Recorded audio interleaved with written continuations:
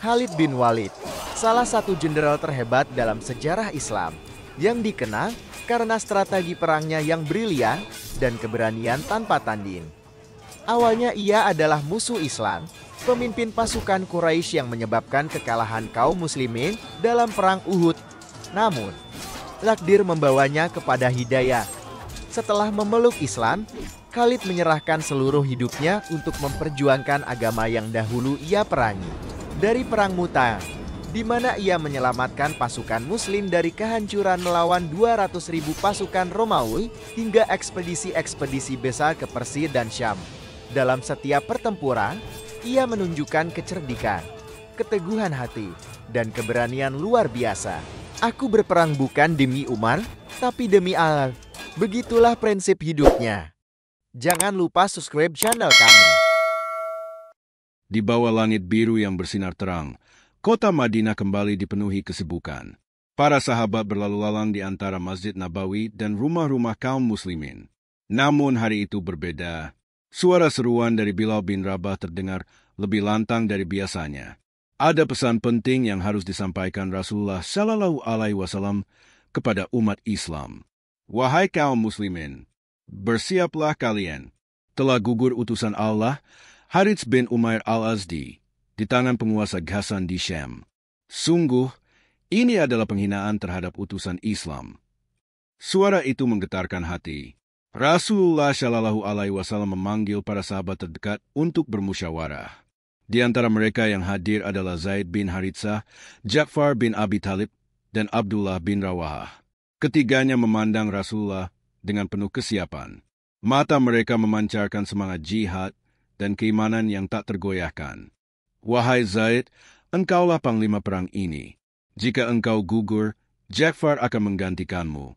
Jika Ja'far gugur, Abdullah bin Rawahah akan meneruskan. Jika ketiganya gugur, maka kaum muslimin harus bermusyawarah untuk memilih pemimpin. Sabda Rasulullah Shallallahu Alaihi Wasallam dengan tenang. Kabar itu menyebar cepat ke seluruh Madinah. Ribuan pasukan pun mulai berkumpul. 3.000 mujahid berkumpul di luar kota, membawa semangat Islam yang tak bisa dibendung. Mereka tahu lawan yang akan dihadapi bukan sembarangan. Pasukan Romawi Timur dipimpin oleh Heraklius dan didukung oleh kerajaan-kerajaan Arab sekutu mereka. Namun, semangat itu tak luntur. Rasulullah Shallallahu Alaihi Wasallam sendiri yang melepas mereka hingga ke daerah Sanyatul Wada. Di sana, beliau berdiri, menatap satu persatu wajah para pejuang. Berperanglah atas nama Allah, di jalan Allah. Jangan hianat, jangan berbuat curang, jangan membunuh anak-anak, wanita, atau orang tua. Jangan merusak pohonan atau membakar bangunan. Zaid bin Haritsah, sang panglima pertama, memimpin barisan. Ia adalah salah satu sahabat tercinta Rasulullah, bahkan pernah diangkat sebagai anak angkat sebelum turun ayat yang melarang hal itu. Di sisinya berdiri Ja'far, sepupu Rasulullah Shallallahu Alaihi Wasallam yang penuh wibawa dan keberanian. Abdullah bin Rawahah, penyair Islam, menatap langit sambil membacakan syair-syair peneguh hati. Perjalanan ke Syam. Perjalanan ke Mu'tah memakan waktu berhari-hari. Pasukan muslimin melewati padang pasir yang membara siang dan menggigil dingin di malam hari. Namun, di setiap langkah mereka, ada semangat yang terus menyala. Dalam satu malam yang sunyi di gurun, Abdullah bin Rawahah duduk di atas kudanya, menatap bintang-bintang di langit. Ia mulai bersyair. Wahai jiwaku, jika engkau tidak mati syahid, engkau tetap akan mati. Maka lebih baik matilah dalam keadaan mulia. Itulah kemenangan sejati. Keesokan harinya, pasukan tiba di dekat wilayah Mu'tah. Mata-mata muslim datang dengan kabar mencengangkan. Wahai Zaid, Romawi telah menyiapkan lebih dari 100.000 pasukan. Mereka datang dari segala penjuru Syam. Di antara mereka adalah pasukan Arab Ghassan yang kuat dan kejam. Suara itu membuat jantung sebagian pasukan berdegup kencang. 3.000 orang melawan 100.000. Tidak sebanding. Namun Zaid bin Haritsah berdiri tegak, mengangkat pedangnya dan berkata, Wahai saudaraku, kita tidak datang ke sini untuk jumlah. Kita datang untuk membela kehormatan utusan Allah. Jika kita mati, maka syahid. Jika kita menang, maka itulah karunia Allah. Namun tetap saja ada kegelisahan. Para sahabat mulai bermusyawarah. Ada yang mengusulkan kembali ke Madinah dan meminta bantuan tambahan. Tapi Abdullah bin Rawahah dengan suara lantang berkata, "Wahai kaum muslimin, apa yang membuat kalian takut? Sungguh, yang kalian takuti itu adalah syahid yang kalian kejar. Demi Allah, aku bersumpah, aku ingin menginjakkan kakiku di surga sebelum malam." Kata-katanya menjadi bara yang membakar semangat seluruh pasukan. Maka mereka pun sepakat, maju walau nyawa taruhannya. Pertempuran dimulai. Hari pertempuran tiba. Di dataran Emyutah yang luas, pasir berterbangan diterpa angin.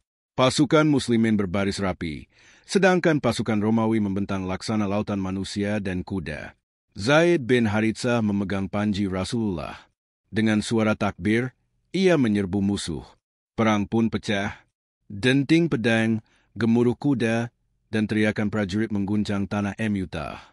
Zaid bertarung dengan gagah berani. Ia tidak mundur satu langkah pun, meski hujan panah dan tombak mengarah padanya. Tapi takdir menjemputnya. Sebuah tombak menancap di dadanya. Ia roboh, syahid sebagai panglima pertama. Panji Islam pun terjatuh. Ja'far bin Abi Thalib segera menyambutnya. Dengan tangan kanannya ia mengangkat panji, namun sebuah pedang memutuskan tangan itu. Ia genggam dengan tangan kiri. Pedang lain menyambarnya. Maka ia peluk panji itu dengan kedua lengannya yang berdarah, hingga tubuhnya terbelah oleh sabetan musuh. Ia syahid dengan lebih dari 90 luka di tubuhnya. Pasukan muslim terhuyung. Abdullah bin Rawahah melangkah maju. Ia memungut panji itu dengan darah dan air mata. Tapi jiwanya masih ragu. Ia sempat mundur selangkah. Lalu ia berbicara pada dirinya sendiri. "Wahai jiwa, kau takut mati? Bukankah kau telah lama memohon syahid? Sekarang saatnya." Ia pun maju dan bertarung seperti singa terluka. Tapi tak lama kemudian, ia pun gugur. 3 panglima gugur. Pasukan muslim kehilangan arah. Mereka mulai terdesak. Musuh mengepung dari segala sisi. Namun, di saat itulah, muncullah seorang pejuang yang selama ini belum mendapat amanah untuk memimpin, Khalid bin Walid. Khalid bin Walid maju ke medan. Dengan cepat, para sahabat bermusyawarah. Pilihan jatuh kepada Khalid bin Walid, seorang jenius militer yang sebelumnya merupakan musuh Islam dalam Perang Uhud, namun kini telah menjadi pembela Islam yang setia. Khalid memegang panji Rasulullah. Dengan segera, ia mengatur barisan, memutar formasi, dan menggunakan strategi kilat. Malam itu, ia tidak tidur. Ia menggambar rencana pertahanan dan serangan. Esok kita tidak mundur. Tapi kita bertahan, dan bila Allah izinkan, kita keluar dari kepungan ini hidup-hidup, katanya kepada pasukan yang tersisa. Dan itulah yang terjadi. Langit di atas dataran Emyutah tampak redup, seolah turut menyambut aroma kematian yang perlahan merayap dari arah pasukan Romawi. Pasukan Muslim yang hanya berjumlah 3.000 orang berdiri dalam barisan, menghadap ke lautan manusia. 200.000 pasukan Romawi dan sekutu Arab Ghassan yang berdiri dalam formasi megah, lengkap dengan bendera, perlengkapan perang, dan baju zirah berkilau terkena cahaya matahari pagi. Zaid bin Haritsah memegang panji Rasulullah dengan tangan mantap. Di balik ketegasannya, ada kegelisahan yang tak bisa disembunyikan. Ia tahu betul bahwa kemenangan secara matematis tak berpihak pada mereka. Tapi misi mereka bukan sekadar menaklukkan, melainkan menyampaikan dakwah, menunjukkan bahwa kaum muslim tak gentar oleh jumlah dan mati dalam jihad adalah kemenangan tertinggi. "Wahai saudara-saudara seiman," seru Zaid lantang, suaranya menggema ke seluruh barisan. "Kita tidak keluar dari Madinah untuk harta atau dunia, tapi untuk membela agama Allah. Jika kita gugur, maka syurga menanti. Jika kita menang, maka kehormatan Islam akan tegak." Dari kejauhan, terdengar dentuman drum perang Romawi. Pasukan musuh mulai bergerak. Barisan kavaleri mereka maju dalam gelombang. Tanah bergetar dan debu membumbung tinggi. Benturan pertama, gugurnya sang pemimpin. Ketika kedua pasukan akhirnya bertemu, pertempuran berlangsung sangat sengit. Pedang beradu, tombak menghujam, teriakan membahana. Zaid bin Haritsah berada di garis depan, memimpin dengan keberanian yang luar biasa. Ia mengayunkan pedangnya dengan cepat, menusuk dada musuh, melindungi pasukannya dari serangan bertubi-tubi. Namun, keberanian Zaid tak mampu melawan takdir. Sebuah tombak panjang menembus dadanya. Ia tersungkur, tapi masih sempat menggenggam panji Rasulullah hingga napas terakhir. Panji pun segera diambil oleh Ja'far bin Abi Thalib. Dengan gagah ia mengangkatnya tinggi. Wajahnya bersinar, seolah menantang kematian. "Wahai musuh Allah, datanglah padaku," serunya, lalu menerjang ke tengah pasukan Romawi. Ja'far bertarung seperti singa terluka. Ia memotong tangan-tangan musuh, menendang kuda, dan menyerbu ke tengah kerumunan. Sebuah pedang besar memotong tangan kanannya. Ia langsung memindahkan panji ke tangan kiri. Tangan kirinya juga tertebas. Namun ia tetap tak membiarkan panji jatuh, menjepitnya dengan lengan yang tersisa dan dada. Sambil terus bertempur, akhirnya tubuhnya roboh, tak bernyawa. Tapi semangatnya menjadi bara di hati para mujahid yang menyaksikannya. Abdullah bin Rawahah antara takut dan iman. Setelah gugurnya Ja'far, panji diambil oleh Abdullah bin Rawahah. Ia sempat ragu. Dalam hatinya berkecamuk ketakutan. Tentang mati, tentang keluarga yang ditinggal, tentang sakitnya bilah pedang. Namun ia melawan rasa itu dengan iman. Ia berkata kepada dirinya sendiri, "Wahai jiwa, tidakkah engkau mencintai syurga? Bukankah ini saatnya menjemputnya?" Lalu ia menggenggam erat pedangnya, menerjang ke medan laga. Ia melawan dengan sekuat tenaga, sampai akhirnya ia pun gugur menghadap Allah dengan tubuh penuh luka. Khalid bin Walid, pilihan di tengah kekacauan. Kini pasukan Muslim tanpa pemimpin. 3 pemegang panji telah gugur. Pasukan mulai goyah. Ada yang berteriak ingin mundur, ada yang kebingungan, ada pula yang terus bertempur tanpa komando. Saat itulah para sahabat menunjuk satu nama, Khalid bin Walid. Seorang mualaf yang baru masuk Islam, tapi terkenal sebagai jenderal paling lihai yang pernah dimiliki Quraisy sebelum hijrah. Dialah otak kalahan Muslim dalam perang Uhud dulu. Tapi hari ini, ia berdiri di sisi Islam. Tanpa ragu, Khalid maju dan mengambil panji. Wajahnya tegas, matanya tajam menatap ke arah musuh. "Demi Allah, tidak akan aku biarkan panji ini jatuh sebelum kemenangan atau syahid." Taktik Khalid mengubah kekalahan menjadi harapan.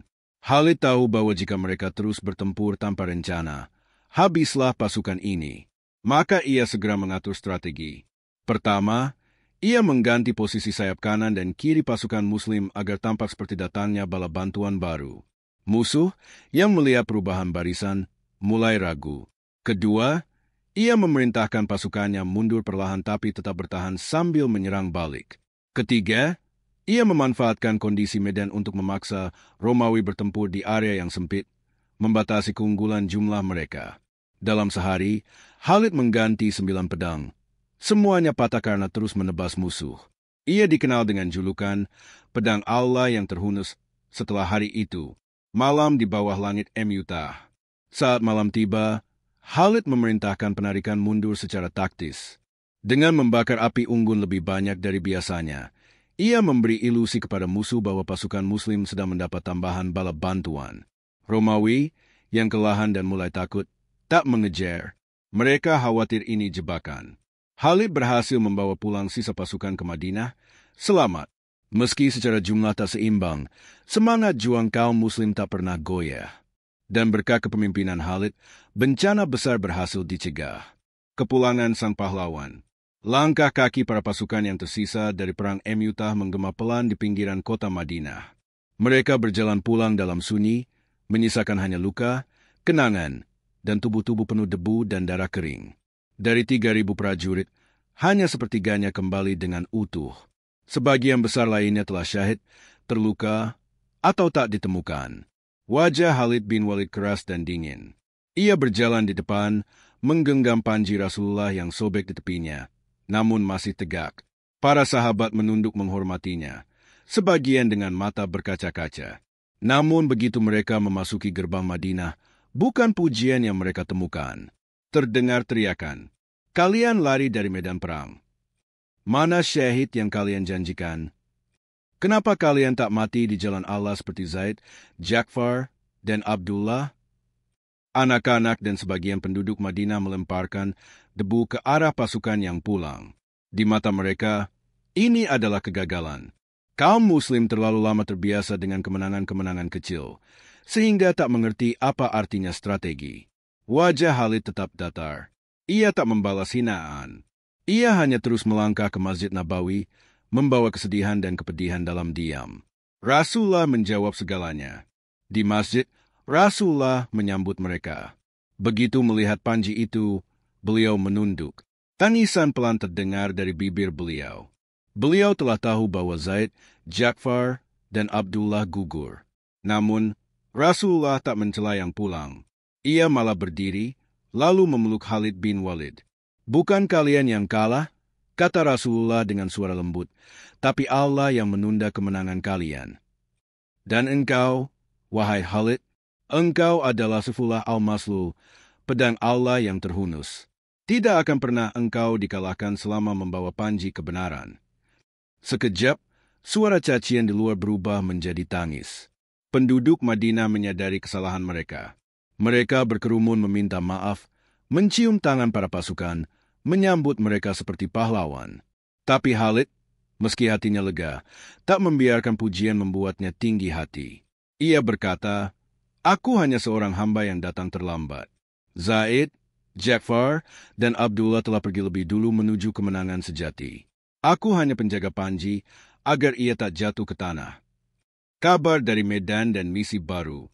Beberapa hari setelah itu, utusan dari wilayah Syam datang membawa berita mengejutkan. Pasukan Romawi dan Ghassan merasa terguncang. Mereka tak menyangka pasukan Muslim yang hanya 3.000 orang bisa menahan serangan dari ratusan ribu. Kabar itu menyebar cepat hingga ke Konstantinopel. Raja Heraklius dilaporkan murka. Ia menyusun kekuatan baru untuk menghalau Islam dari Jazirah Arab. Sementara itu, Rasulullah mengadakan rapat dengan para sahabat terdekat. Beliau berkata, "Perang belum usai. Mu'tah hanyalah permulaan. Kita harus bersiap menghadapi ujian yang lebih besar." Lalu beliau memanggil Khalid secara pribadi.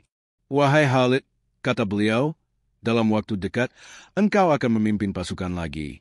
Tapi kali ini bukan untuk menahan serangan, tapi untuk menghantam pusat kekuatan mereka." Khalid menunduk dalam-dalam. "Aku siap, ya Rasulullah." Penghormatan untuk para syuhada. Hari ketiga setelah kepulangan, diadakan peringatan untuk mengenang Zaid bin Haritsah, Ja'far bin Abi Talib, dan Abdullah bin Rawahah. Fatimah, istri Ja'far, datang dalam keadaan berkabung. Rasulullah datang sendiri ke rumahnya, membawa makanan, lalu mencium anak-anak Ja'far satu persatu sambil menangis. "Mereka kini menjadi anak-anak syuhada," ujar beliau. "Allah akan menjaga mereka." Khalid sendiri tak mampu menahan tangis saat melihat anak-anak itu. Ia merasa bahwa ia hanyalah bayangan dari para pejuang sejati yang telah lebih dulu gugur. Namun, kaum Muslim kini mulai melihat Khalid dengan mata yang berbeda, sebagai jenderal yang menyelamatkan pasukan dari kehancuran total. Salah satu sahabat berkata, "Jika bukan karena Khalid, maka kami semua sudah menjadi jasad di dataran Mu'tah." Latihan, persiapan, dan ketangguhan. Madinah berubah menjadi kota latihan. Atas arahan Rasulullah, para pemuda dididik militer, taktik, dan semangat jihad. Khalid dipercaya mengajar strategi perang, posisi pasukan, tipu muslihat, pengepungan, dan penarikan mundur taktis. Setiap hari, Madinah bergetar oleh gemuruh latihan kuda dan teriakan takbir. Khalid juga membentuk unit kavaleri cepat. Ia melatih mereka sendiri, siang dan malam. Baginya, medan Mu'tah adalah pelajaran. Kecepatan, disiplin, dan pemahaman medan bisa melampaui jumlah dan kekuatan. Sementara itu, berita mulai berdatangan bahwa kabilah-kabilah Arab sekutu Romawi mulai gelisah. Beberapa dari mereka mulai berpikir untuk berpindah pihak atau bahkan mengirim utusan kepada Rasulullah untuk mengadakan perjanjian damai. Isyarat dari langit, pada suatu malam, Rasulullah bermimpi. Ia melihat panji Islam berkibar tinggi di tanah-tanah yang belum pernah disentuh oleh kaum Muslim. Ia melihat menara-menara masjid berdiri megah di negeri-negeri asing. Keesokan paginya, beliau berkata kepada para sahabat, "Syam akan kita menangkan, tapi bukan dengan jumlah, melainkan dengan iman dan takdir Allah." Semua mata memandang Khalid.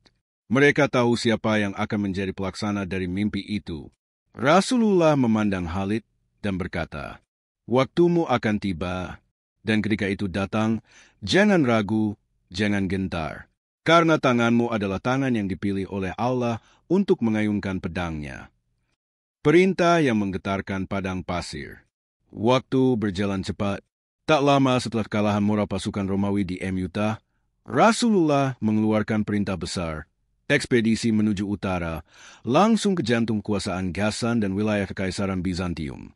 Pasukan ini dikenal sebagai pasukan Usamah bin Zaid, dipimpin oleh putra Zaid bin Haritsah, salah satu syuhada Emyuta. Usamah masih sangat muda. Banyak sahabat yang mempertanyakan penunjukannya, namun Rasulullah menegaskan, jika kalian meragukan kepemimpinan Usamah, maka kalian telah meragukan ayahnya sebelumnya. Demi Allah, dia layak memimpin. Khalid bin Walid termasuk dalam pasukan ini. Ia menerima perintah langsung dari Rasulullah untuk berada di garis depan pasukan kavaleri. Misi mereka, menyerang wilayah Balka di Syam dan membuktikan kepada dunia bahwa kaum muslim tidak takut. Namun sebelum pasukan berangkat, datang kabar mengejutkan. Rasulullah jatuh sakit. Madinah diliputi kegelisahan. Usamah menunda keberangkatan. Semua pasukan kembali ke Madinah untuk menanti kabar Rasulullah. Beberapa hari kemudian, Rasulullah wafat. Tangisan menggema dari rumah ke rumah. Dunia Islam terguncang. Para sahabat terpukul berat. Khalid, yang sedang bersiap berangkat, menjatuhkan pedangnya. Ia berlutut. Sosok yang telah memberinya arah, harapan, dan nama telah pergi. Namun di tengah kekacauan itu, Abu Bakar As-Siddiq diangkat menjadi khalifah. Dan dari lisannya yang tegas, sejarah kembali bergerak. Siapapun yang menyembah Muhammad, maka ketahuilah Muhammad telah wafat. Tapi siapa yang menyembah Allah, maka Allah hidup dan tidak akan pernah mati. Perang Riddah dan ujian pertama. Belum sempat pasukan bergerak, muncul pemberontakan di seluruh jazirah Arab. Banyak kabilah mengaku keluar dari Islam. Ada yang menolak zakat, ada yang mengaku nabi baru seperti Musailamah Al-Kadzab, Tulaiha, dan saja. Abu Bakar segera memanggil Khalid. Wahai Saifullah, kata Abu Bakar, api murtad mulai membakar dari seluruh penjuru. Engkau adalah pedang yang telah ditempa. Engkau akan menjadi pelindung Islam. Khalid memimpin serangkaian ekspedisi yang dikenal sebagai Perang Riddah, Perang Kemurtadan. Ia memukul mundur pasukan Tulaiha, memenggal saja, dan menghancurkan Musailamah dalam pertempuran berdarah di Yamamah. Di Yamamah, lebih dari 1.000 penghafal Al-Quran syahid. Tapi Musailamah sang nabi palsu berhasil ditumbangkan. Khalid sendiri yang menebasnya di kebun kematian, sebuah simbol bahwa kebenaran tidak bisa diduakan. Dengan kemenangan ini, wilayah Islam kembali utuh. Namun Khalid belum selesai. Ia kembali ke Madinah dan berdiri di hadapan Abu Bakar. Tugasku berikutnya, wahai Khalifah. Abu Bakar menatapnya dalam-dalam. Ke Syam, kita akan meruntuhkan jantung Romawi. Perjalanan menuju Syam. Pasukan Muslim yang dipimpin oleh 4 komandan, Abu Ubaidah bin Jarrah, Amr bin Es, Yazid bin Abi Sufyan, dan Syarhabil bin Hasanah, masing-masing menyerang dari titik berbeda. Namun mereka segera menghadapi kenyataan pahit. Jumlah pasukan Romawi jauh lebih besar, ratusan ribu, dan mereka bertahan dalam benteng kokoh. Maka Abu Bakar mengirim pesan singkat kepada Khalid. Tinggalkan Irak, menujulah ke Syam. Bantu saudara-saudaramu. Khalid saat itu tengah berada di Irak setelah mengalahkan pasukan Persia di beberapa pertempuran besar. Namun begitu menerima surat, ia langsung bergerak. Ia memimpin 9.000 pasukan melewati padang pasir maut, jalur tak biasa yang penuh jebakan alam. Namun dengan perhitungan yang presisi, ia memimpin mereka selamat. Setibanya di Syam, kehadiran Khalid mengguncang barisan Romawi. Semangat kaum Muslim meningkat drastis. Strategi berubah. Khalid mengambil alih komando gabungan. Abu Ubaidah dan para pemimpin lainnya dengan rendah hati menerima perintahnya. Engkau adalah pedang Allah yang dikirimkan untuk membuka Syam, kata Abu Ubaidah. Benteng demi benteng runtuh. Khalid memulai dari benteng Busra. Ia mengepungnya dengan taktik pengecohan. Pasukan Romawi yang terkurung tak mampu bertahan lama. Dalam waktu singkat, Busra jatuh. Dari sana, Khalid bergerak ke Aznadain dan Fil. Ia membagi pasukan dalam formasi kilat. Infanteri memukul dari depan, sementara kavaleri menyerang dari sayap. Setiap pertempuran dimenangkan bukan karena jumlah, tapi strategi. Di Damsyik, Khalid mengepung kota selama beberapa hari. Ia membagi pasukan menjadi 4 arah dan membuat seolah-olah menyerang hanya dari satu sisi. Sementara itu, pasukan kavaleri menyelinap dari sisi belakang dan membuka gerbang dalam diam. Damsyik jatuh. Warga kota yang selama ini hidup dalam bayang-bayang tirani Romawi malah menyambut kaum Muslim dengan damai. Mereka melihat keadilan Islam berbeda dari kekerasan Romawi. Khalid membuat perjanjian damai. Mereka boleh menjaga gereja, adat, dan tak akan dipaksa masuk Islam. Kecemburuan dan konspirasi dalam Romawi. Keberhasilan Khalid membuat Kaisar Heraklius naik pitam. Ia memerintahkan pasukan terkuatnya dikumpulkan di Yarmouk, pertempuran besar yang akan menjadi penentu masa depan Syam. Sementara itu, intel Romawi membocorkan kabar bahwa di antara pasukan Muslim ada kecemburuan terhadap Khalid. Beberapa pejabat Romawi berusaha menyuap kepala-kepala kabilah Arab agar mundur dari pasukan Islam. Namun Khalid sudah mencium gelagat itu. Ia memanggil seluruh komandan pasukan dan berkata, "Jika karena aku kalian berselisih, maka aku akan letakkan pedangku. Tapi ingat, jika kita terpecah, Romawi akan menertawakan kita." Para sahabat serempak menjawab, "Kami bersamamu, wahai Khalid." Mimpi dari langit. Malam sebelum pertempuran besar di Yarmouk, Khalid bermimpi didatangi Rasulullah. Dalam mimpinya, Rasulullah berkata, "Jangan gentar, wahai pedang Allah. Disinilah engkau akan mengukir sejarah." Khalid bangun dengan peluh. Ia langsung berwudu dan sholat malam. Lalu berkeliling dari tenda ke tenda, menyemangati para prajurit. Wajahnya penuh keyakinan. Suaranya seperti gemuruh badai. Kita bukan pasukan pencari dunia. Kita pencari ridha Allah. Dan kemenangan akan Allah berikan hanya kepada yang sabar dan bersatu. Keesokan paginya, ribuan pasukan Romawi bersiap di seberang sungai Yarmouk. Pasukan Islam, yang jumlahnya hanya sepertiganya, berdiri tegak. Mata mereka tertuju pada satu titik, panji perang yang dipegang oleh Khalid bin Walid. Hari terakhir di Yarmouk. Mentari belum tinggi ketika pasukan Romawi mulai bergerak. Debu membumbung di langit. Suara trompet menggema, menggetarkan setiap dada. Barisan Romawi tampak seperti lautan manusia. Rapi, terlatih, bersenjata lengkap. Mereka datang dari berbagai negeri kekaisaran. Yunani, Armenia, Kasan, bahkan sisa-sisa pasukan Persia. Di seberangnya, pasukan kaum Muslim berdiri jauh lebih sedikit. Sekitar 40.000 orang menghadapi hampir 240.000 pasukan Romawi. Namun Khalid bin Walid tak gentar. Ia menaiki kudanya, asabuh, dan berdiri di atas sebuah gundukan kecil. Suaranya membelah angin padang pasir. "Wahai para mujahid, di depan kalian ada surga yang luasnya seluas langit dan bumi. Jangan lihat jumlah mereka, lihat janji Allah. Hari ini, kita tuliskan sejarah." Satu persatu para sahabat bangkit dengan semangat menyala. Abu Ubaidah, Amr bin Es, Ikrimah bin Abu Jahal, bahkan wanita-wanita Muslim ikut berdiri di barisan belakang, siap memotivasi dan merawat yang terluka. Yarmouk pun berubah menjadi ladang ujian iman. Pertempuran terbuka. Khalid membagi pasukan dalam 4 sayap besar. Sayap kanan dipimpin oleh Amr bin Es. Sayap kiri oleh Yazid bin Abi Sufyan. Tengah dikomando langsung oleh Abu Ubaidah. Sementara pasukan cadangan dan kavaleri elit di bawah kendali Khalid sendiri. Romawi mengira mereka bisa menghancurkan pasukan Islam dengan cepat, tapi Khalid menggunakan formasi fleksibel. Ia tak melawan kekuatan dengan kekuatan, tapi dengan mobilitas dan kecepatan. Begitu barisan Romawi menekan sayap kanan, Khalid memutar pasukan kudanya dari sayap kiri, memukul balik seperti palu godam. Ia menggunakan medan, angin, dan sinar matahari untuk mengaburkan pandangan musuh. Selama 6 hari pertempuran terus berlangsung. Hari keempat adalah yang paling berat. Pasukan Muslim sempat mundur ke tepi sungai Yarmouk. Banyak yang luka. Tapi saat malam tiba, Khalid mengumpulkan mereka dan berkata, "Aku tak pernah kalah dalam pertempuran.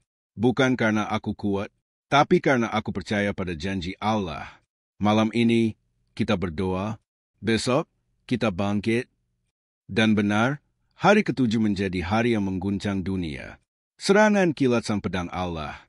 Khalid memimpin sendiri pasukan kavaleri elitnya, memutar ke belakang barisan Romawi di subuh hari. Ia memotong jalur komunikasi mereka. Ia mengirim sebagian pasukan menyebar, membuat seolah pasukan Muslim jauh lebih banyak. Ketika fajar menyingsing, Khalid melancarkan serangan berlapis dari 3 arah. Romawi terpukul.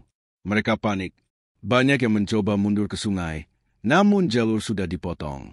Di tengah kekacauan, Ikrimah bin Abu Jahl menerobos barisan musuh bersama 400 pasukan. Ia teriak, "Aku dahulu musuh Allah.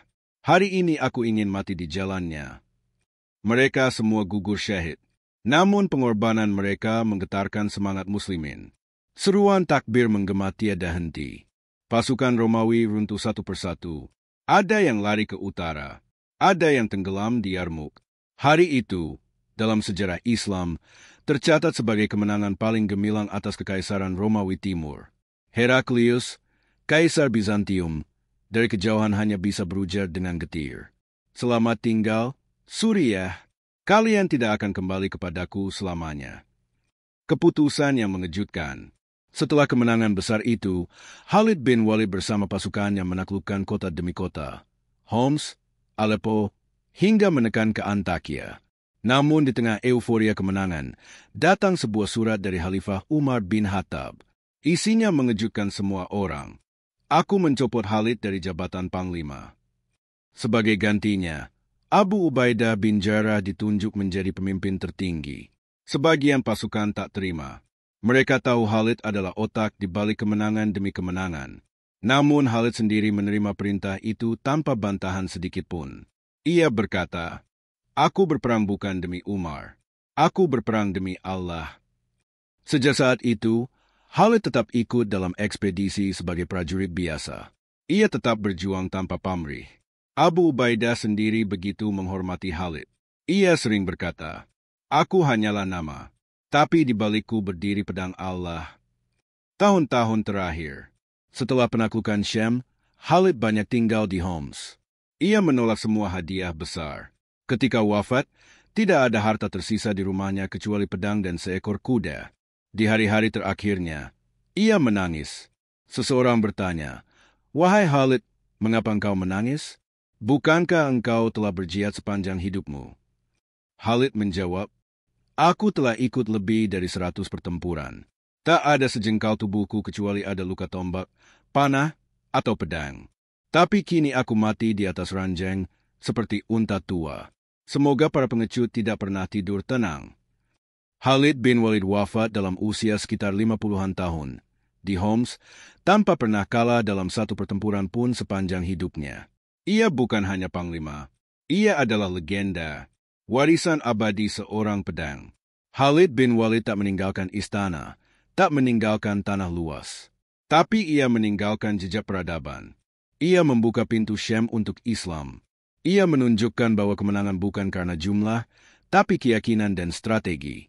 Ia menjadi contoh ketaatan mutlak pada pemimpin, bahkan ketika harus melepaskan jabatan tertinggi. Ia mengajarkan bahwa keikhlasan lebih kuat dari ambisi.